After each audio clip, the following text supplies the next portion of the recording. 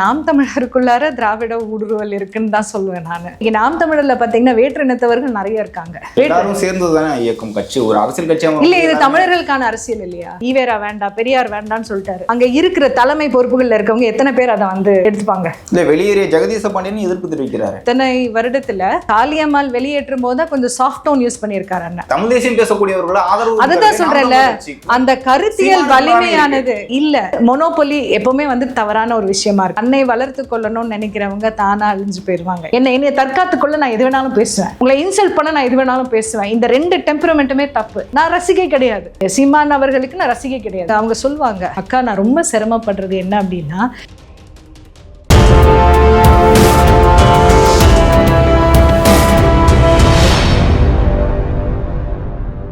You Tamil நேயர்களுக்கு வணக்கம். இன்று நம்முடன் இணைந்திருக்கும் சிறப்பு விருந்தினர் மீள்வோம் மீட்போம் இயக்கத்தின் நிறுவனர் இணையவல் ரஜினி அவர்கள். வணக்கம் மேம். வணக்கம். நாம் தமிழ் கட்சியிலிருந்து காளியம்மாள் அவர்கள் விலகியிருக்காங்க. தொடர்ந்து நாம் தமிழ் கட்சியில் நிறைய நபர்கள் வந்து வெளியேறிக்கிட்டே இருக்காங்க அப்படிங்கிற ஒரு செய்திகள் போயிட்டு இருக்கு. இருந்தாலும் இயக்கம் வந்து நாம் தமிழர் கட்சி சீமானவர்கள் சொல்லக்கூடியதை தான் செயல்படுத்திக்கிட்டு இருக்காங்க. நாம் தமிழர் கட்சியை நோக்கி தான் இளைஞர்கள் இருக்காங்க. புதிதாக வெளியேறியவர்கள் வந்து அந்த இயக்கத்தை நோக்கி யாருமே வரல. வெற்றிக்குமரனா இருக்கட்டும், இப்போ காளியம்மாள் அவர்கள் வெளியில போனாலும் அதை நோக்கி யாருமே போகல. இதற்கு முன்பு ராஜீவ்காந்தி, கல்யாண சுந்தரம் வெளியேறினாங்க. அப்போதைக்கு ஒரு சலசலப்பு இருந்ததே தவிர நாம் தமிழர் கட்சி தொடர்ந்து பயணிச்சுட்டு தான் இருக்கு. நீங்க சொல்லக்கூடிய குற்றச்சாட்டுகள் வந்து அங்க ஏற்கப்படுகிறது, இல்லைன்னா நீங்க சொல்லக்கூடிய குற்றச்சாட்டுகள் வந்து தவறு அப்படிங்கிற ஒரு நிலை தான் இருக்கு. இது குறித்து உங்களோட முதல் கருத்தை சொல்லுங்க. ஆக்சுவலாக பார்த்தீங்கன்னா ஆரம்பத்துலேருந்தே வந்து நல்ல ஒரு நம்ம ரெக்கக்னைஸ் பண்ண ஆட்கள் வந்து வெளியேறிட்டு இருக்கிறது ரொம்ப சாதாரணமான ஒரு நிகழ்வாக மாறிடுச்சு நாம் தமிழரை பொறுத்த வரைக்கும். இங்கே வந்து நாம் தமிழர்ன்றது வந்து ஒரு கருத்தியல் தான். அந்த கருத்தியல் வந்து வலிமையான கருத்தியல், தமிழர்களுக்கான கருத்தியல். அப்போ அந்த இடத்துல வந்து ஒரு புரிதலை கொடுத்துட்டா போதும். மக்களுக்கு வந்து இதுதான் கொடுத்துட்டா அதிலேருந்து வந்து நூல் பிடிச்சு ஒரு வைடாக பார்க்க ஆரம்பிச்சிருவாங்க. அப்போ அந்த சாத்தியக்கூறு இருக்கும் அந்த இடத்துல வந்து அண்ணனுடைய வலிமையான பேச்சு, ஏன்னா அவருடைய வாசிப்பு பழக்கமும் இருக்குன்றதுனால அவருடைய அந்த வலிமையான பேச்சு வந்து கிட்டத்தட்ட சுற்றி இருக்கிற எல்லாரையுமே வந்து ஈர்க்க ஆரம்பிச்சிருச்சு. இப்போ நானே என்ன கேட்டிங்க அப்படின்னா, எனக்கு தலைவர் பிரபாகரனே அவர் மூலமாக தான் தெரியும். இட்ஸ் அ ஃபேக்சுவல் விஷயத்தை நம்மளால் மாற்ற முடியாது. பட் என்ன அப்படின்னு நம்ம புரிஞ்சிக்க வேண்டியது ஒரு விஷயம்தான். நாம் தமிழர் கருத்தியலில் வலிமையானது. இந்த கருத்தியல் வந்து எங்கே என்ன பண்ணோம் அப்படின்னா, தமிழர்களை ஒன்றிணைக்கும். தமிழர்கள் ஒன்றிணைஞ்சால் யாருக்கு ஆபத்து? யாருக்கு ஆபத்து? அப்போது அங்கேருந்து வர ப்ரெஷர்ஸ் வந்து நிறையவே இருக்கும். ஏதாவது ஒரு விதத்தில் வந்து நமக்கான பிரச்சனைகள் வந்து உருவாக்கிட்டே தான் இருக்கும்.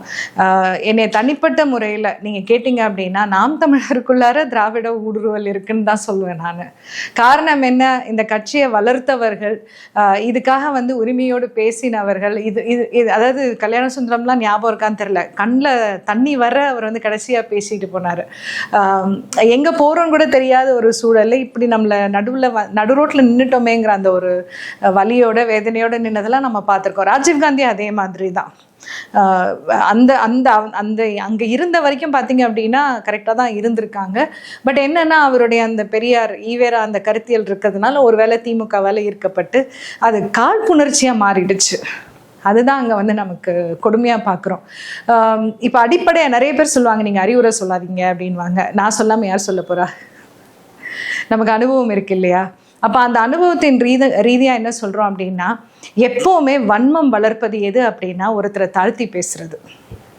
இப்போ வந்து உங்களுக்கு கட்சியில் செட் ஆகலை, இல்லை ஏதோ ஒரு விதத்தில் வந்து அவங்க உங்களுக்கு அந்நியப்பட்டு போகிறாங்க அப்படின்னா அழகாக வழி அனுப்பி வச்சுடுறது தான் வந்து சரியானதாக இருக்கும். ஆனால் ஆரம்ப காலகட்டத்திலேருந்து அதுக்கு முன்னோடியாக இருந்ததே அண்ணன் தான். நமக்கு அந்த வருத்தம் தான் இருக்குது. ஒரு தலைவராக இருக்கும்போது இல்லை அவங்களுக்கு உடன்படலை, அதனால் அவங்க வெளியேறிட்டாங்கன்னு சொல்லிட்டு அதோட முடிச்சிருக்கணும். ஆனால் அவர் வந்து தன் மீது அந்த பார்வை விழணும்னு நினச்சாரா, இல்லை வந்து அந்த வலி, அவருக்கு இருக்கிற வலியை அவர் வெளிப்படுத்தினாரா, நமக்கு என்னன்றது ரியாலிட்டி தெரியாது. ஆனால் ஒரு தலைவனாக அவர் பக்குவமாக என்ன சொல்லியிருக்கணும் அப்படின்னா, அவங்களுக்கு இந்த டைம் முடிஞ்சிருச்சு, அவங்க வெளியேறிட்டாங்க, அவங்க வேலையை பார்த்துட்டு நம்ம வேலையை பார்க்கலான்னு சொல்லி முடிச்சிருந்தா அதுக்கு அடுத்த படிநிலையில் இருக்காங்க பாருங்க, இவங்கெல்லாம் வந்து இவ்வளோ பிரச்சனைகளை வந்து உருவாக்கியிருக்க வேண்டிய அவசியம் இருந்திருக்கிறாரு. ஆக்சுவலி நேற்றுலேருந்தே எனக்கு ஒரு மைண்டில் ஒரு சின்ன ஒரு டிஸ்டர்பன்ஸ் என்ன அப்படின்னா, சில பேர் வந்து என்னை ட்விட்டரில் அட்டாக் பண்ணிக்கிட்டே இருக்காங்க. அப்போ அந்த இடத்துல பார்க்கும்போது யார் அட்டாக் பண்ணுறாங்கன்னு பார்த்தீங்கன்னா, அடையாளமற்றவர்கள். அதாவது அவங்க பேரும் வந்து இருக்காது, முகமும் இருக்காது. இப்போ என்னுடைய ட்விட்டர் ஸ்பேஸில் பார்த்தீங்க அப்படின்னா என் முகமும் இருக்கும், என் பேரும் இருக்கும். அப்படி தான் பல பேர் இருக்கிறோம் நாங்கள். ஆனால் முகமும் இல்லாமல் பேரும் வந்து ஏதோ ஒரு புனைப்பெயர் மாதிரி கொடுத்துட்டு அவங்க தான் வந்து நாம் தமிழர் ஆட்கள் மாதிரி நம்மளை மிரட்டுவாங்க. அப்போது இது ஏதோ ஒன்று இடிக்குது. அப்போ இந்த இடத்துல வந்து நான் என்ன சொல்லுவேன் அப்படின்னா, இன்றைக்கும் வந்து ஆக்சுவலி இத்தனை வருடத்தில் காளியம்மாள் வெளியேற்றும் போது தான் கொஞ்சம் சாஃப்ட் டோன் யூஸ் பண்ணியிருக்காரு அண்ணன். ஆனால் அந்த இடத்துலையும் கலைன்னு சொன்னது தப்பு. கலையுதிர் காலம் சொன்னார் இல்லையா, வாட் எவர் இட் இஸ், அவர் இந்த இடத்துல வந்து நிற்கிறதுக்கு இத்தனை பேரும் உழைச்சிருக்காங்க எல்லாருமே. சில பேர் சொல்லுவாங்க அவர் தான் வளர்த்தார் கட்சியை. அதெல்லாம் வந்து தவறான ஒரு எண்ணம். நமக்கே வரக்கூடாது அந்த எண்ணம். எப்படிப்பட்ட தலைமைகளுக்கும் அது வரக்கூடாதுங்கிறது என்னுடைய கருத்து. காரணம் என்ன அப்படின்னா, அது நான் தான்றது வந்துருச்சு அப்படின்னா நம்மை நேசிக்கும் மனிதர்களை நம்ம வந்து அந்த பார்வை அதே யதார்த்தமா அதுதானே இருக்கு. இப்போ நாம் தமிழர் கட்சியிலேருந்து கல்யாண சுந்தரம் அவர்களும் ராஜீவ்காந்தி அவர்கள்லாம் வெளியில போகும்போது கட்சியே இல்லை, கட்சியை உடனே பாருங்க. அதன் பிறகு வரக்கூடிய தேர்தல்கள் இருக்கட்டும், தமிழ் தேசியம் பேசக்கூடியவர்கள் ஆதரவு. அதுதான் சொல்றேன்ல, அந்த கருத்தியல் வலிமையானது, கருத்தியல் வலிமையானது அவர் சரியா அழகா எடுத்துட்டு போய் வெளியில. இப்போ நான் கட்சிக்குள்ளார வந்ததுக்கு காரணம் யார் தெரியுமா? நான் இவரை சீமானந்தன் அவரை நான் பார்க்க வச்சதே யார் தெரியுமா? கல்யாண சுந்தரம். அவர் தான் வந்து அவருடைய அந்த அழகான பேச்சு, மென்மையான பேச்சு, அதே மாதிரி அந்த உள்ளிருந்த கோபம், கருத்தியல், இதெல்லாம் பார்க்கும்போது வா அப்படின்ட்டு அவரை உண்மையிலேயே நான் கவனிக்க ஆரம்பித்தேன். அவர் தான் கொண்டு வந்து சீமான் அண்ணகிட்ட நிறுத்தினார். So that is how everything is built. இப்போ என் மூலமாக நிறைய பேர் உள்ளே வந்திருக்காங்க, எனக்கே தெரியும் அது. ஓகேவா? அப்போது ஒருத்தருமே வந்து நம்ம வந்து துரும்பு தான். இறைவனுடைய கையில் நம்ம அத்தனை பேருமே துரும்பு. சில பேரை வந்து பெரிய ஒரு பொறுப்புக்களை கொடுத்துருப்பாரு. சில பேர் வந்து அந்த பொறுப்புகள் த பிகர் த என்ன சொல்கிறது, the power the greater the responsibility. பலர் வந்து கட்சியை வந்து வளர்க்கணுங்கிறத தாண்டி தன்னை வளர்க்கணும் வராங்க. அதன் பிறகு பிடிக்கல விமர்சனம் வைக்கும் போது திரும்ப அந்த மாதிரியான விமர்சனங்களை வைக்கிறாங்க நாம் தமிழர் கட்சி. இங்க பாருங்க, தன்னை வளர்த்து கொள்ளணும்னு நினைக்கிறவங்க தானா அழிஞ்சு போயிடுவாங்க. இதுதான் ரியாலிட்டி. ஓகேவா? ஒன்று வந்து சூட்சமம் மூலமா. ஏன்னா இன்னைக்கு இப்போ இருக்க உலகத்துல வந்து தன்னை வளர்த்து கொள்ளணும்னு நினைக்கிறவங்க தான் வளர்ந்துட்டு இருக்காங்க. யதார்த்தமான ஒரு உண்மை அது. இன்னைக்கு நம்ம மற்ற அரசியல் கட்சிகளும் பாருங்க, எல்லா கட்சிகளுமே தன்னை வளர்த்துக்கொள்ள நினைப்பவர்கள் தான் இன்னைக்கு வந்து நிற்க முடியுது. சர்வைவல் ஆஃப் த ஃபிட்டஸ்ட்ங்கிற ஒரு இடத்துக்கு நம்ம வந்துட்டோம். காரணம் என்னன்னா, தமிழர்களாகிய நாம் வந்து நம்மளுடைய அறச்சிந்தனையை நம்ம மறந்துட்டோம். அறச்சிந்தனையை மறந்தது மட்டும் இல்லை, அதுக்கு முன்னோடியா இருந்தது என்ன அப்படின்னா உரிமை. எனக்கான உரிமை என்ன, எனக்கான கடமை என்னங்கிறத நம்ம மறந்துட்டோம். அதையும் தாண்டி நம்ம ஒரு தாழ்வு மனப்பான்மைக்குள்ளார போயாச்சு. அப்போ இதுல இருந்தெல்லாம் விடுபடணும் அப்படின்னா இன்னைக்கு நம்ம ஒன்னாதான் நின்னாகணும். இப்போ உங்களுக்கும் எனக்கும் கருத்து முரண் இருக்கலாம். எவ்வளவு பெருசா முரண் இருந்துற போது? ஒரு 10%, 20, 30, 50% வரைக்கும் பரவாயில்லைங்கிற. நான் நினைக்கிற விஷயத்துல 50% நீங்க வந்து வேற மாதிரி யோசிச்சாலும் இட் இஸ் ஓகே. காரணம் என்ன, நம்ம தமிழர்களாம் இணைவோங்கிற அந்த ஒரு புள்ளியில நம்ம வந்து நிக்கணும். டிஸ்ரெஸ்பெக்ட் பண்ண வேண்டாம், உங்களை அவமானப்படுத்த வேண்டாம், உங்களை வந்து குறைச்சி மதிப்பிட வேண்டாம். ஏன் இப்படி ஆகுதுன்னா, இன்னைக்கு வந்து இந்த பள்ளிக்கூட மாணவியரே பொண்ணு போயிட்டு இருக்கு, அண்ணா யூனிவர்சிட்டி பிரச்சனைகள் ஓடிட்டு இருக்கு, அந்த ஞானசேகர திருப்பியும் கொண்டு வந்திருக்காங்க. இன்னைக்கு வந்து நில அழிப்பு, சேலம் மலையே காணும் அப்படிங்கிற ஒரு இடத்துக்கு கொண்டு வந்திருக்காங்க. இன்னைக்கு வந்து பல திட்டங்கள், ஹிந்தி இப்படி பல விஷயங்கள் நம்மளை சுற்றி வந்து நமக்கு தேவையில்லை, நம்ம உண்மையிலேயே கவனிக்க வேண்டிய விஷயங்கள் இருக்கு. மீடியாவும் பாருங்களேன், இன்னைக்கு வந்து பெருசா நாம் தமிழர் வந்து காளியம்மாள் வெளியாகிட்டாங்க, இதை தான் வந்து மெயின் ஸ்ட்ரீம் மீடியாவே பேசுது. அதே மாதிரி இன்னைக்கு இந்த விஜயலட்சுமி கேஸை வந்து ரொம்ப பெருசா எடுத்துட்டு போகுது. காரணம் என்ன? இவரை வீக்கெண்ட் பண்ணணும்னு நினைக்குது. சீமானந்தனை வீக்கெண்ட் பண்ணா அந்த கட்சி உடையும். ஏன் உடையணும் அந்த கட்சி? ஆனா நீங்க இந்த மீடியாக்களை குறிப்பிட்டாலும் எதிர்கட்சியில குறிப்பிட்டாலும் அதை தாண்டி வந்து கட்சியிலேருந்து வெளியே போனவங்களே இந்த வேலையை தான் பாக்குறாங்க அப்படிங்கிற மாதிரியான விமர்சனங்கள் கட்சியினரே வைக்கிறாங்க. அதை தான் சொல்றேன். தொடக்கம் வந்து அண்ணன்கிட்ட இருந்து தான் தொடங்கணும். தலை தான் வந்து சரியா இருக்கணுங்கிற. நான் தலை சரியா இருக்கிறதுனால தானே கூட ஒண்ணும் இல்ல, அவர் வந்து காளியம்மாள் ஜனநாயகப்படி அவங்க வெளியில போட்டோம்னு சொல்லி அதோட நிறுத்தி இருக்கணும். அவரு அடுத்தது கலைன்னு சொல்லும் போது யோசிச்சு பாருங்க. இப்போ நீங்க கலையா இருக்கலாம், காளியம்மாள் கலையாவும் இருக்கலாம், இல்ல வந்து நல்லவங்களாவும் இருக்கலாம். இப்போ எனக்குமே அந்த துரோகி பட்டம் கொடுக்கப்பட்டது. வலிச்சுது. ஒவ்வொருத்தரும் தன்னுடைய சூழல், தன்னுடைய தன்மை பொறுத்து தான் அதை வெளிப்படுத்துவாங்க. அப்போ எனக்கு துரோகிங்கிற பட்டம் கொடுக்கும்போது சில சமயம் வந்து சரி காலம் அதை சொல்லும் அப்படின்னு சொல்லிட்டு கொஞ்சம் பக்குவப்பட்டவங்க அப்படி போயிடுவாங்க. என்ன போய் துரோகின்னு சொல்ற, நீ யாருன்னு சொல்றேன் பாரு அப்படிங்கிற அந்த கோபத்தை தட்டி எடுக்கிறீங்கல்ல, தட் இஸ் அதை தானே அவங்க வந்து யூஸ் பண்ணிக்கிறாங்க. இப்போ என்னுடைய சேனல்லே வந்து நான் வெளில போனவங்க எல்லாம் பேட்டி எடுத்திருக்கேன் அப்படின்வாங்க. நீங்கள் மறுபடியும் என்னை குற்றம் சொல்கிறவங்க அத்தனை பேரும் மறுபடியும் அந்த இன்டர்வியூஸை போய் பாருங்களேன், நான் பேச விட்டுருக்க மாட்டேன். அவங்களுடைய அந்த அதாவது அண்ணனை திட்டும்போது வெற்றி சொல்லுறவங்க அண்ணனை பேச விட மாட்டேங்களே அப்படின்னு சொல்லுவார். ஏன்னா எனக்கு வந்து எல்லாருமே வேணும்னு நினைக்கிறேன். நான் எல்லாரும் ஒன்னா நின்னா மட்டும்தான் நம்மளால வெற்றி அடைய முடியுங்கிறதுல எனக்கு தெளிவான பார்வை இருக்கு. போறவங்க வந்து இங்க இருக்கக்கூடிய தமிழ் தேசிய அரசியல கையில் எடுத்தாலும் அது திமுக அதிமுக கட்சிகள்ட்ட தான் அந்த மாதிரி அந்த வேல்முருகன் அவர்கள் அந்த சூழல்ல தமிழக வாழ்வு உரிமை கட்சிக்கு போறாங்கன்னா அது அவங்க வந்து திமுக கூட்டணியில் தான் இருக்காங்க. இப்போ நம்ம வெயிட் பண்ணுவோம் தெரியும். காளியம்மாள் வந்து திமுக கூட பேசுறாங்க அதிமுக கூட பேசுறாங்க அப்படிங்கிற மாதிரி திராவிடம் நோக்கி தான் பயணிக்கிறாங்க. அப்போ வந்து நீங்க கலையா தான் இருந்தீங்கன்னு விமர்சனம் வைக்கிறாங்க. இல்லம்மா, அந்த இடத்துக்கு அவங்கள போக விடாதீங்களே. நம்ம பிள்ளைங்க தப்பு பண்ணாம இருக்கிறதுக்கு நம்ம எவ்வளவு இழுத்து பிடிச்சி சரியான விஷயங்களை நம்ம கொடுக்குறோம், அதுங்களுக்கு வேறு வாய்ப்புகளை ஏற்படுத்தி கொடுக்குறோம் இல்லையா? அதே மாதிரிதான் கட்சியும் பார்க்கணுங்கிற ஒரு கம்பெனியும் அதே மாதிரி தானே பண்ணுது. போய்க்கோன்னு விடுதா? ஸ்கில்டு பீப்புளை வச்சுக்குதுல தக்க வச்சு. இங்கே பாருங்க, இன்னைக்கு வந்து இவங்க ஏதோ ஒரு விதத்தில் வந்து not every one is strong. நான் அதுதான் சொல்லுவேன். இன்ஃபேக்ட் இப்போ சமீபமாக ஒருத்தர்கிட்ட பேசிகிட்டு இருந்த போது இப்படி ஆயிடுச்சு அப்படி ஆயிடுச்சுன்னு புலம்பும் போது நான் ஒரே ஒரு வார்த்தை தான் சொன்னேன். நீங்கள் ஏன் வந்து இப்படி நம்மளை சுற்றி ஆட்கள் இருந்தால் தான் நமக்கு பலம்னு நினைக்கிறீங்க? ஒரு சக்தி ஒரு ஆற்றலுங்கிறது எங்கேருந்து வருது? நீங்கள் வந்து ஒரு கட்சியாக பார்க்கும்போது நமக்கு எவ்வளவு கூட்டம் இருக்குன்றதை பொறுத்து தான் வந்து அதனுடைய நாட் நெசசரி. நீங்கள் பை யோர் செல்ஃப் நீங்கள் வந்து ஆக்கப்பூர்வமானவர்கள். உங்களுக்குள்ளற ஒரு சக்தி இருக்கு, உங்களை நம்புங்க.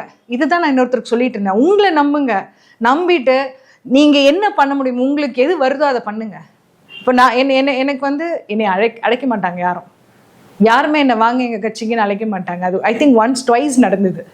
அதுக்கப்புறம் இதே நீங்கள் பாரிக்கிட்ட கேட்டாலும் அதே தான் வரும். ஏன் அழைக்க மாட்டாங்க? ஏன் நெகோஷியேட் பண்ண மாட்டாங்க? என்கிட்ட செல்லுபடி ஆகாது. There is no point. எல்லாருக்கும் தெரியும் இவங்க இப்படிதான். அப்போ அந்த இடத்துக்கு தமிழர்கள் வரணும். அந்த இடத்துக்கு வர்றதுக்கான அந்த மனநிலை எப்படி வந்துச்சு? Because it is there. அது அது அது அது அது இப்போ நான் வந்து என்ன நம்புறேன், எனக்கு தெரியும் நான் யாருன்ட்டு. அப்ப அதே என்ன ஓட்டம் வந்து எல்லாருக்கும் இருக்கணும். அதனாலதான் வந்து நம்ம யாரையும் திட்டுறது கிடையாது, மரியாதை குறைவா பேசுறது கிடையாது, குற்றப்படுத்துறது கிடையாது. வெளியேறும் போது இலக்கு நோக்கி அவங்க பயணிக்க தயாரா இல்ல. அதே மாதிரி அப்படி சொல்ல முடியாது. தேர்தல் வெற்றிக்காக இப்போ அதிமுக போறாங்க, திமுக போறாங்க, மற்ற கட்சிகள் ஒரு எம்எல்ஏ ஆயிரலாம், எம்பி ஆயிரலாம், ஒரு பொறுப்பு வருது. இந்த மாதிரியான ஒரு அரசியல் ரீதியா ஒரு வெற்றி ரீதியா ஒரு அரசியல் கட்சி வெற்றி ரீதியா தான் பயணிக்கிறாங்க அவங்க. அதனால பாருங்க, வெற்றி ரீதியானா வெற்றியை நோக்கி தான் நம்ம பயணிக்கணும். ஏன்னா இன்னைக்கு இது வின் பண்ண முடியாத இடம் கிடையாது. நம்மளுடைய கருத்தியல் வந்து அவ்வளவு எல்லாருமே வெளியேற்ற எப்படி வெற்றி பெற முடியும் சொல்றீங்க? எல்லாரும் வெளியேறி இன்னொரு கட்சி இன்னொரு இல்ல, கருத்தியல் வந்து எப்பவுமே ஸ்ட்ராங்கா இருக்கிறதுனால இது தோல்வி வந்து தடைபடுமே தவிர்த்து தோல்வியே ஆயிடாது. அதுல நான் வந்து தெளிவா இருக்கேன். அந்த தோல்வி வந்துடக்கூடாதுங்கிற உழைப்பை வந்து நம்ம போட்டுக்கிட்டு இருக்கோம். இப்போ என்னுடைய இயக்கம்ல பார்த்தீங்க அப்படின்னா எங்களுடைய முயற்சி என்னன்னா மேக் பீப்புள் அவேர். இப்போ நாங்கள் 2 விஷயம் கையில் எடுத்தோம். ஒன்று வந்து தமிழ்த்தாய் வாழ்த்து, தாய் தமிழ் வாழ்த்துன்னு நாங்கள் பண்ணோம். இன்னொரு விஷயம் பார்த்தீங்க அப்படின்னா ஈவேரா எதிர்ப்பு. இந்த 2மே வந்து இன்றைக்கி பேசு பொருளாக மாறி இருக்கு. ஸோ அந்த மாதிரி எங்களால் என்னென்ன பண்ண முடியுமோ நாங்கள் பண்ணிட்டு தான் இருப்போம். எங்களுக்கு என்ன, அதாவது இப்போ எங்களுடைய இயக்கம் கேட்டிங்கன்னா அது வந்து நாம் தமிழருக்கானதானா கிடையாது, தமிழ் தேசிய அரசியலுக்கானது. எந்த அரசியல் தமிழ் தேசியத்தை நோக்கி வருதோ அவர்களுக்கு அது வலு சேர்க்கும். அதில் நாங்கள் உறுதியாக இருக்கோம். ஏன் வந்து அவங்களுக்குரியதாக மட்டும் நாங்கள் மாற்றிக்கல அப்படின்னா அதுக்கான காரணம் என்ன? தவறுகளை தட்டி கேட்க முடியாது. எப்போவுமே வந்து மொனோபொலி எப்போவுமே வந்து தவறான ஒரு விஷயமா இருக்கும். Monopoly is not the right way to handle any decisions. அப்போ அந்த டிசிஷன்ஸ் நோக்கி போகக்கூடாதுங்கிறதுக்கு தான் நம்மளுடைய அமைப்பு வந்து அரசியல் ரீதியாக யாருடையும் பயணம் பண்ணுறதில்ல. ஆனால் தமிழ் தேசிய கட்சிகள் எதுக்கு வெல்லணும் அப்படிங்கிறத நாங்கள் வந்து தெளிவாக மக்களுக்கு சொல்கிறதுக்கான அத்தனை ஏற்பாடுகளையும் பண்ணிக்கிட்டு இருக்கோம். அப்போது இது யாருக்கு அறுவடை பண்ணோம்? இப்போ நாங்கள் எடுத்து வைக்கிற ஒவ்வொரு முயற்சியும் யாருக்கான அறுவடையாக மாறும்? இப்போ இருக்கிற சூழலை நீங்கள் சொல்லுங்கள். நாம் தமிழர் கட்சி தான். we are working for them. ஏன்னா வெளிப்படையாக நாங்கள் வந்து அதை சொல்ல மாட்டேங்கிறோம். பட் அடிப்படையில் எங்களுக்கு வேண்டியது தமிழ் தேசிய கட்சி. அப்போது இந்த கட்சிக்காக நம்ம உழைக்கிறோம் அப்படிங்கிற போது அந்த கட்சியில் சில மாற்றங்கள் வந்து தான் ஆகணும், அரவணைச்சு தான் போகணும். இன்னைக்கு நாம் தமிழர்ல பார்த்தீங்கன்னா வேற்று இனத்தவர்கள் நிறைய இருக்காங்க. எல்லாரும் சேர்ந்து தானே இயக்கம் கட்சி, ஒரு அரசியல் கட்சி இல்லை. இது தமிழர்களுக்கான அரசியல் இல்லையா? இது தமிழர்களுக்கான அரசியல் இல்லை. நீங்க சொல்லுங்க. வேற்று இப்போ நான் வேற ஸ்டேட்ஸ்ல சொல்றேன். இப்ப முதலமைச்சராக இங்க ஆளக்கூடியவர்கள் தமிழர்களா இருப்போங்கிறது தான். அதன் பிறகு இருக்கக்கூடிய அங்க பொறுப்புல இருக்கவங்க வேற்றுநரோ வந்து வேற்று மொழியினர் இருக்க பொறுப்புல இருக்கவங்க. கருணாநிதி கூட தாங்க, அவர் கூட தாங்க தமிழ் பேசிட்டு இருந்தாரு. தமிழ் தேசம், தமிழர், ஹிந்தி ஒழிப்பு இதெல்லாம் பேசிட்டு. சாத்தியம் இல்லாத ஒரு விஷயம் தானே. இப்போ எல்லாருமே வந்து தமிழர்களா இருக்கணும், எல்லாருமே தமிழர்களா இருக்கணும்ங்கிறது சாத்தியம் இல்லாத ஒரு விஷயம். சாத்தியம் இல்லாத விஷயம்தான். பட் ஒரு முக்கிய பொறுப்புல இருக்கிறவங்க தமிழரா இருக்கணும் இல்லையா? கோட்டா சிஸ்டம் நம்ம பேசுறோம்ல, பிரதிநிதித்துவம் பேசுறோம். முன்னெடுக்கிறது வந்து முதலமைச்சருங்கிறது மட்டும்தானே. தலைவர்ங்கிறது அதுதானே முன்னெடுக்கிறாங்க. முதலமைச்சர் மட்டும் இருந்தா போதுமா? முதலமைச்சர் ஆட்டு வைக்கிறவங்க யாரா இருக்கணும் நமக்கு தெரியணும்ல. எல்லாருமே வந்து சந்தேக கண்ணோட்டத்தை பார்க்க முடியுமா? வேற்று இனத்தவர் பாக்குறோம்ல, நம்ம பாக்குறோம்ல, சரியா இருக்குமான்னு கேட்க முடியும். இல்லைங்க, இந்த இடத்துல வந்து அதுதான் சரியா வரும்னு எனக்கு தோணுது. 10 பேர்ல ஒருத்தர் வந்து வேற இனமா இருந்தா பரவாயில்ல, ஒரு 1 அக்கார்டிங் டு த ரேஷியோ இருந்தது. ஏன்னா இன்னைக்கு திமுக எடுத்துக்கோங்க, முக்கால்வாசி அவங்க தான் இருக்கிறாங்க. ஆளும் கட்சி பாருங்க. நம்மளுடைய உணர்வுகள் அவங்களுக்கு எப்படி புரியும்? தமிழர்களுக்கு முன்னூறு. சரி, இன்னைக்கு நான் ஒரு சிம்பிள் கொஸ்டின் கேட்கிறேன். நாம் தமிழர் அண்ணன் வந்து ஈவேரா வேண்டாம், பெரியார் வேண்டாம்னு சொல்லிட்டாரு. அங்க இருக்கிற தலைமை பொறுப்புகள்ல இருக்கவங்க எத்தனை பேர் அதை வந்து எடுத்துப்பாங்க? இல்ல, வெளியேறிய ஜெகதீச பாண்டியன் எதிர்ப்பு தெரிவிக்கிறாரு. கட்சி விட்டு வெளியேறிய ஜெகதீச பாண்டியனும் அது அவர் பிரச்சனைங்க. அவர் அட்லீஸ்ட் வெளில போயிட்டாரு. இப்ப உள்ள இருக்காங்கல்ல, கருத்தியல் ரீதியா உள்ள இருக்காங்கல்ல, அவங்க எத்தனை பேர் அதை வந்து ஏத்துக்கிறாங்க? எல்ஜிபிக்கு எத்தனை பேர் சப்போர்ட் பண்ணாம இருக்காங்க? தமிழ் தேசியத்துக்கு எதிரானது, இயற்கைக்கு எதிரானது. You ask those questions. அவங்க பின்னாடி பாருங்க, அவங்க பின்னணியை பாருங்க. You have to ask. இதெல்லாம் சதவீதம் எல்லாமே சரியா இருக்கணும், முரண்பாடுகள் இருக்கத்தானே செய்யணும். அதாவது முரண்பாடுகள் இருக்கலாங்க. உங்களுடைய கருத்தியலே மாறி இருக்கிறது எப்படிங்க சரியா வரும்? உங்களுடைய அடிப்படை இருக்குல்ல, தமிழர்களுடைய அடிப்படை வந்து எல்ஜிபிக்யூ கிடையாது, ஈவேரா சொல்ற பெண்ணியம் கிடையாது. நம்மளுடைய அடிப்படை அது கிடையாது. தமிழர் வாழ்வியல், இப்போ தமிழர் வாழ்வியலை மீட்கணும்னு தானே நாம் தமிழர், தமிழருடைய உரிமைகளை வந்து வென்றெடுக்கணும்னு தானே நாம் தமிழர். அப்போ அந்த இடத்துல அந்த கருத்தியல் கொத்து போனவங்களுக்கு நீங்கள் தலைமை பதவி கொடுக்குறீங்களா இல்லையா அப்படிங்கிறதான் என் கேள்வி. You have to question your self. நான் கேள்வி கேட்க தான் செய்வேன். ஓட்டு போடுறேன்ல, நான் காசு வாங்காமல் ஓட்டு போடுறேன்ல. இப்போ பவர் நம்ம கிட்ட தானே இருக்கு. நிறைய பேர் என்ன சொல்லுவாங்க, நீங்க போங்க நாங்க பாத்துக்கிறோம் அப்படின்னு. இல்ல, இப்போ பெரியார் எதிர்ப்புங்கிறது வந்து பிஜேபி RSS என்ன அரசியலை முன்னெடுக்கிறாங்களோ அதுதான் எடுக்கிறாங்க. அதை வந்து சரி அப்படின்ட்டு எப்படி பேசுறீங்கிற ஒரு விமர்சனம் வைக்கிறாங்களா? யார் வைக்கிறா? இங்க பாருங்க, பிஜேபி அதெல்லாம் வந்து கவுண்ட்லயே எடுத்துக்காதீங்கன்ற. அவங்க வந்து வேணான்னு சொல்றது, அவங்க everything is politics for them. எல்லாமே அரசியல் மட்டும்தான் அவங்களுக்கு, ஓட்டு தான் அவங்களுக்கு. எப்படி உள்ள நுழையில இந்த பொண்ணு சென்ட் ஆன்ஸ் ஸ்கூல்ல இந்த மதமாற்றம் சொல்லி கொண்டு வந்தாங்கல்ல, எந்த கேத்தலிக் ஸ்கூல்ல மதமாற்றம் பண்ணிக்கிட்டு இருக்காங்க சொல்லுங்க பார்க்கலாம்? நோபடி டஸ். நானும் ஒரு கத்தோலிக்க ஸ்கூல்ல தான் படித்தேன், கல்லூரியிலையும் படித்தேன். மத மாற்றம்லாம் கிடையாது. ஆனால் அது ஒரு பெரிய விஷயமா சிஸ்டர்ஸை வச்சு ஒரு பெரிய இஷ்யூவாக மாற்றினாங்கல்ல. யார் பண்ணது அது? அவங்களுக்கு ஏன் மதம் முக்கியமாக போகுது? ஏன் மதம் வச்சு ஒன்று சேர்க்குறாங்க? காரணம் என்னன்னா, இனமாக சேர்க்க முடியாது. அப்போது நம்ம தமிழர்களுக்கு ஒரு உணர்வு கொடுக்கணும் அப்படிங்கிறதுக்காக அவங்க பெரியாரிசம் கொண்டு வராங்க. அது வேண்டாம் அப்படின்ட்டு. ஸோ அவங்க ஒரு விஷயத்த வேணான்னு சொல்கிறதுனால நம்ம வேணும்னு சொல்லணும்னு அவசியம் கிடையாது. நமக்குன்னு சில கோட்பாடுகள் இருக்குது, தமிழர்களுக்குன்னு சில கோட்பாடுகள் இருக்குது, வரையறைகள் இருக்குது, இப்படி தான் இருக்கணுன்றது இருக்குது. அதுபடி நம்ம வாழ்ந்துட்டு போவோம். இந்த கருத்தியல் கொத்தா மாதிரி எத்தனை பேர் இருக்காங்கன்ற கேள்வி இருக்குல்ல. இப்போ வெளியேறியவர்கள் வந்து சில பேரை பாயிண்ட் அவுட் பண்ணுறாங்க. அவங்களுடைய நிலைப்பாடு என்ன? இப்போ இவர் சாட்டை துரைமுருகன் எடுத்துக்கோங்க. விஜய் விஷயத்தில் முன்னாடி ஒன்று பேசுறாரு, பின்னாடி ஒன்று பேசுறாரு. அவரா ஒரு நிலைப்பாடு எடுத்துக்கிறாரு, கட்சிக்கு ஒரு நிலைப்பாடு எடுத்துக்கிறாரு. சீமானவர்கள் தொடக்கத்துல இல்ல, கட்சி ஒரு நிலைப்பாடு எடுக்குது, இவர் ஒரு நிலைப்பாடு. இந்த G2 தேவையா? இன்னொன்னு எல்லாத்த விட கேட்கிறேன். இப்போ வந்து நீங்க வந்து காளியம்மாள் டிபேட், இப்போ காளியம்மாள் அவங்களுடைய ரெசிக்னேஷனை பொறுத்து தான் இந்த இன்டர்வியூவே, ஓகேவா? இன்னைக்கு தமிழ் தேசிய ஊடகங்கள் பாருங்க, அத்தனை பேரை வந்து ஏன் காளியம்மாள் வந்து போனாங்க, இது பின்னாடி என்ன இருந்தது, அவங்க என்னென்ன பண்ணாங்க, why are you discussing those things? நீ ஏன் அதை பேசு பொருளாக மாத்துற? சைலண்ட்டாக விட. உன்னுடைய தமிழ் தேசிய அரசியலின் இலக்கு என்னன்றதை பாரு. போடுறவங்களை பற்றி கவலைப்படாத. அதுக்காக வந்து போக விடுன்னு நான் சொல்லலை. உன்னுடைய கவனத்தை நீ திசை திருப்பினா இன்னைக்கு புரளி பேசும் மைண்டோட ஒரு கூட்டம் அலையுது பாருங்க, அதுக்கு தீனி போடாதீங்கன்ற நான். தமிழர்கள் அதுதான் வீழ்ச்சி கொண்டு போகும்ன்ற நான். திங்க், என்ன எந்த பிரச்சனையை மடைமாற்றுவதற்காக இது நடக்குதுன்னு பாருங்க. ஏன் வந்து சென்சிட்டிவாக இருங்க, ஏன் வந்து லாங்குவேஜ் கரெக்டாக பேசுங்க நான் சொல்கிறேன் அப்படின்னா, அது உள்ள ஒருத்தருக்குள்ளார ஒரு ரோஷத்தை உருவாக்கும். இன்னைக்கு எனக்கு பெரிய ட்வீட்ஸ் நிறைய பேர், வீட்டுக்குள்ளார தன்மானம் பார்க்கலாமா, வீட்டுக்குள்ளார வராத தன்மானம் வெளியில் எப்படி வரும், எங்க முதல்ல வரணும், யார் முதல்ல தன்மானத்தை கற்றுக் கொடுக்கணும், யார் வந்து தன்னம்பிக்கையை சொல்லிக் கொடுக்கணும், நீங்க சொல்லுங்க. வேற எங்க ஸ்டார்ட் பண்ணணும் அதை? எங்க அம்மா அப்பா என்னை அபியூஸ் பண்றாங்க அப்படின்னா நான் வெளியில இருக்கவங்களே என்னை அபியூஸ் பண்ண விடுவேன். நான் இங்கே எனக்கு மரியாதை இல்லாத ஒரு வாழ்க்கை கிடைச்சதுன்னா வெளியில மரியாதை இல்லாத வாழ்க்கையை ஏற்றுப்பேன். அப்படிதான் நம்ம வாழ்ந்துகிட்டு இருக்கோம். அப்போ வீட்டுக்குள்ளாரதான் முதல்ல வந்து நான் உங்களுடைய தன்மானத்தை, உங்களுடைய சுயமரியாதையை மதிக்கணும். அதே மாதிரி நீங்களும் என்னை மதிக்கணும். Respect is very important. நான் எப்பவுமே சொல்றதுதான், நம்பிக்கையும் மரியாதையும் இரட்டை கிளவி போல. இது ரெண்டுத்தையும் எடுத்துட்டு நீங்க வந்து ஒரு சாதனை படைக்கலாம்னா படைக்க முடியாது, யாராலுமே படைக்க முடியாது. அப்போ உங்களுடைய மொழியை மாத்துங்க. இந்த குற்றப்படுத்துறது, உடனே டிஃபென்சிவ் ஆகுறது, டிஃபென்சிவ், என்னை தற்காத்துக்குள்ள நான் எது வேணாலும் பேசுவேன், உங்களை இன்சல்ட் பண்ண நான் எது வேணாலும் பேசுவேன். இந்த ரெண்டு டெம்பரமெண்ட்டுமே தப்பு. நிதானமாகுங்க.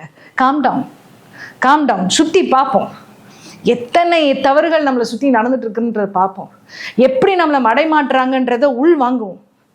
ஏன்னா நீயும் நானும் எதிரி கிடையாது. என்கிட்ட சண்டை போடுவாங்க, அடே நான் உனக்காக தாண்டா வேலை செஞ்சுட்டு இருக்கேன், உன்னோட தாண்டா இருக்கேன், எனக்கு எல்லாமே இதுதான், என் வாழ்க்கை இதுதான் அப்படிங்கிற போது ஏன் கூட நீ மல்லு கட்டிட்டு இருக்க. அவர் சீமானன், நான் ரசிகை கிடையாது. சீமான் அவர்களுக்கு நான் ரசிகை கிடையாது, தங்கை மட்டும்தான். அரசியல்ல வந்து ஒரு தமிழனா அவர் வெல்லணுங்கிறதுல ஒரு ஆர்வம் உள்ள ஒரு ஆள். இதே மாதிரிதான் மற்றவர்களும். பாரி வந்து அந்த கருத்தியல் மகனா தான் பார்க்குறேன் நான். சண்டை போட்டா கூட கருத்தியல் மகனா தான் பார்க்குறேன். அந்த வெறுப்போ அந்த ஒரு கசப்புணர்வோ எனக்குள்ள நான் அனுமதிச்சது கிடையாது. அது வேல்முருகனா இருக்கட்டும், வெற்றிக்குமரனா இருக்கட்டும், யாராவனால இருக்கட்டும், எதுக்கு கசப்புணர்வை வளர விடுறீங்க? அதுதான் அவங்களுக்கு ஆயுதம். யாருக்கு? பிஜேபிக்கும் சரி, நம்மளை ஆள துடிக்கிறாங்க பாருங்க வேற்று இனத்தவர்கள், அவங்களுக்கு ஆயுதம் அதுதான். இப்போ இன்றைக்கு பெரியார் குறித்து சீமானவர்கள் தொடர்ந்து பேசிய காரணமாக வந்து பெட்ரோல் குண்டு வீசுறதுக்கான ஒரு திட்டம் போட்டிருக்காங்க அப்படிங்கிற மாதிரி ஒரு 10 பேர் வந்து கைது செய்து விசாரணை நடந்துட்டு இருக்க சொல்றாங்க. இது குறித்து உங்களுடைய கருத்து சொல்லுங்க. பயம்தான், வேற என்ன? அப்போ எந்த அளவு, அதாவது நம்ம இனத்தவர்களுக்கு வந்து யார் வேணும் யார் வேணான்னு முடிவெடுக்கிற இடத்துல நம்ம இல்லை. பார்த்தீங்களா எவ்வளோ கொடுமையான ஒரு விஷயம். நமக்கு யார் வேணும்? இல்லை, எங்களுக்கு இது ஒத்து வராது. அவர் பேசிய பெண்ணியமும் வந்து வேஸ்ட்டாக, அவர் பேசிய சாதி ஒழிப்பும் வேஸ்ட்டாக, அவர் பேசிய விஷயங்கள் எல்லாமே வந்து காப்பீடு, வெளியிலேருந்து காப்பி பண்ண விஷயங்கள் தான். அதனால வேண்டாங்கிறோம். நமக்கு இல்லாததா? ஒரு பிஸ்னஸ் மேன் ஒருத்தர், ஜோஹோடைய டக்குன்னு பேர் வரல, அவர் சொல்கிறாரு, நான் வந்து தேடி படிக்கிறதுக்கு பார்க்குறேன், இந்த மும்மொழி கொள்கை பற்றி பேசும்போது படிக்கிறதுக்கு தேடுறேன், ஆனால் வந்து எனக்கு ஆங்கில புத்தகம் தான் கிடைக்கிது, தமிழில் கிடைக்கல அப்படிங்கிறாரு. இங்கே பாருங்க, என்னை சுற்றி பாருங்க, அங்கே மேலே வந்து சங்க இலக்கியம் மொத்தமும் இருக்குது, எடுத்து படிக்கிறேன், எனக்கு வந்து அழுகையே வருது எனக்கு. அவர் சொல்கிறாரு, தமிழில் இல்லைங்க, ஒரு மொழி தான் இருக்கணும். எப்படி வந்து ஜெர்மனியில், ஜப்பானில், சைனாவில், அமெரிக்காவில் ஒரு மொழி இருக்கோ அது மாதிரி இங்கேயும் நமக்கு ஒரு மொழி தான் இருக்கணும், தமிழ் மொழி தான் இருக்கணும். ஆனால் தமிழில் புத்தகங்கள் இல்லைங்கிறார். எனக்கு அழுகி வந்துருச்சு, உண்மையிலே சொல்கிறேன். ஏகடா இருக்கீங்க, எங்கே இருந்தடா வந்தீங்க? ஆனால் அதே எண்ணத்தில் தான் நானும் இருந்தேன். ஒரு 5-6 வருஷத்துக்கு முன்னாடி தமிழ் அந்த இவர் பேச்சு கேட்டு அந்த நமக்குள்ளார வந்து ஒரு தமிழ் படிக்கணும், நிறைய படிக்கணும் அப்படின்னு தேடும் போது எனக்கு பிடியே கிடைக்கல, எங்கே ஆரம்பிக்கிறதுன்னு தெரியல. அப்போது ஒரு குருவானவர் எனக்கு இந்த புத்தகத்தை கையில் வைக்கிறாரு. எது? குணாவுடைய திராவிடத்தால் வேண்டும். சத்தியமாக சொல்கிறேன், முதல் தடவை படிக்கும்போது எனக்கு புரியல. அவருடைய குணாவுடைய நடை உங்களுக்கு தெரியும். ஆனால் இப்போ பார்த்தீங்கன்னா அவருடைய புத்தகங்கள் எல்லாம் இங்கே இருக்கும். ஐ ரீட். இன்னைக்கு ஆனா தமிழர்களுக்கு வந்து புத்தகங்கள் இல்லையா படிக்கிறதுக்கு, எங்க போய் சொல்ல? அப்போ இதெல்லாம் தான் நம்ம ஃபோக்கஸ் பண்ண வேண்டியது. சொல்லுங்க, நீங்க தமிழ் தேசிய ஊடகம் நடத்துறீங்களா, ஒரு யூடியூப் சேனல் நடத்துறீங்களா, புத்தகம் கொடுங்க, இந்தாங்க இதை படிங்க. செந்தமிழனுடைய தோற்றுவாய் படிச்சு பாருங்க. உங்களுக்கு அந்த என்ன சொல்றது மத வெறி இருக்கு பாருங்க, அதெல்லாம் போயிடும். You connect with God. நீ எந்த மதமா வேணாலும் இருக்கலாம், அதுதான் தமிழுக்கான ஆன்மீகம் அதுதான். அப்போ இந்த மாதிரியான பார்வைகளை நம்ம பார்க்க ஆரம்பிக்கணுமே தவிர்த்து உள்ள வன்மத்தையோ கோபத்தையோ எதையுமே வந்து விசிறி விடாதீங்கன்ற. நான் விசிறாதீங்க, தூக்கி போடுங்க. Let us leave it. காரணம் என்ன அப்படின்னா, இலக்கு ஒன்றுதான். இலக்கு ஒன்றுதான்ற போது இந்த வெறுப்பு, எந்த நிமிஷம் கோபமும் வெறுப்பும் வருதோ அந்த நிமிஷம் வந்து உங்களால் தெளிவாக சிந்திக்க முடியாது. அப்போ அந்த தெளிவான சிந்தனை வேணும் என்றால் அந்த வன்மம் போகணும், அதே மாதிரி காழ்ப்புணர்ச்சி போகணும், அதே மாதிரி ஐயோ நான் பாவம், எனக்கு எல்லாரும் துரோகம் பண்ணுறாங்களே அப்படிங்கிற அந்த உணர்வு போகணும். We are independent. தனியாக தான் வந்தோம், தனியாக தான் போக போகிறோம். நமக்குள்ளார உள்ள ஆற்றல் என்ன, இறை நமக்கு என்ன கொடுத்துருக்கு, அதை எந்த அளவுக்கு வந்து வளர்க்க முடியும், எந்த அளவுக்கு வந்து அது பயன்பாடுக்கு கொண்டு வர முடியும். சொல்லும்போது சொல்லுங்க, திட்டும்போது திட்டுங்க, அணைக்கும் போது அணைக்கணும், அவ்வளவுதான். அதே மாதிரி நான் பெருசாக சொல்றது என்ன அப்படின்னா, இப்போ என்ன இந்த ஆடியோஸ் எல்லாம் இங்கே பாருங்க, ஆண்கள் வந்து சில விஷயத்த வந்து தொடச்சி போட்டு போயிடுவாங்க. ஓகே, பெண்களால் அது முடியாது. இதை நல்ல தெளிவாக தெரிஞ்சுக்கோங்க, பெண்களால் அது முடியாது. ஒரு வார்த்தை தப்பிதமாக வந்துச்சுன்னா கூட சுருங்கி போகும். அதுதான் பெண்ணுடைய இயல்பு. இந்த இயல்பை தொட்டதுனால தான் வந்து Kaliyammal must have felt bad. யோசிச்சு பாருங்களேன், பிசுறு. எனக்கே வந்து சொன்னங்கி போனேன் நான். அப்போ அவங்களுக்கு எப்படி இருந்திருக்கும் எனக்கே தெரியும். ஒரு பெண் வந்து மேடை பேச்சு போனோம் அப்படின்னா அவங்க லேட்டாக வராங்க, இல்லை சீக்கிரம் போகிறாங்க, இப்படிலாம் கம்ப்ளைண்ட்ஸ் இருக்கும். ஒரு சிம்பிளான கொஸ்டின், இது ஓப்பனாகவே வைக்கிறேன் நான், ஓகேவா? ஒரு கூட்டம் நடக்குது அப்படின்னா ஒரு ஆண் எங்கே வேணாலும் எப்படி வேணாலும் செட்டில் ஆகிடலாம். இல்லை ஒரு கழிப்பிடம் போனோன்னா கூட ஏதோ ஒரு இடத்துல ஒரு பெண் என்ன பண்ண முடியும்? மாதவிடாய் காலமாக இருந்தால் என்ன பண்ண முடியும்? சொல்லிட்டு இருக்க முடியுமா, எனக்கு இன்றைக்கி மாதவிடாய், நான் போகணும், சீக்கிரம் போகணும், இல்லை நான் வந்து பேடு மாற்றணும்? வெளிப்படையாக பேசுவோமே. எத்தனை உளவியல் சிக்கல். காளியம்மாள் பேசும்போது இன்றைக்கி நான் சொல்கிறேன், நிறைய விஷயங்கள் நாங்கள் பேசியிருக்கோம், பட் ரொம்ப பேசினது கிடையாது. அதே சமயம் I like her a lot. அப்போ அவங்க சொல்லுவாங்க, அக்கா நான் ரொம்ப சிரமப்படுறது என்ன அப்படின்னா, என்னுடைய பிள்ளைங்களை பிரிஞ்சிருக்கிறது. குழந்தைங்க வலியான ஒரு விஷயம், ஒரு பெண்ணுக்கு வலியான விஷயம். ஸோ ஒரு ஆணுடைய பார்வையிலேயே எல்லாத்தையும் பார்க்காதீங்க. ஒரு பெண் அரசியல் களத்தில் வந்து நிற்கிறா அப்படின்னா அது வந்து சாதாரண விஷயம் கிடையாது, ஓகேவா? ஏதோ ஒரு விதத்தில் நமக்கு அந்த சப்போர்ட் சிஸ்டம் இருந்தால் தான் நிற்க முடியும். அப்போது பேச்சு, தவறான வார்த்தைகள், தவறான கெட்ட இவன் பேசுகிறாங்க. இப்போது இதே நாம் தமிழர் தம்பிகள், டோன்ட் டூ தட். அப்போ என்ன பண்ணுறீங்க அப்படின்னா, இவங்களுக்கா நம்ம இவ்வளோ மரியாதை கொடுத்தோம்னு சொல்கிற கடுப்பு வரும். நீங்கள் தான் அதை ஏற்படுத்துறீங்க. அப்போ இதெல்லாம் குறையணும்னு தான் நம்ம பேசிகிட்டு இருக்கோமே தவிர்த்து வேறு எதுவுமே காரணம் கிடையாது. சரி, இவ்வளோ நேரம் உங்களுடைய நேரத்தை ஒதுக்கி உங்களுடைய கருத்துக்களை தெரிவித்ததுக்கு மிக நன்றி.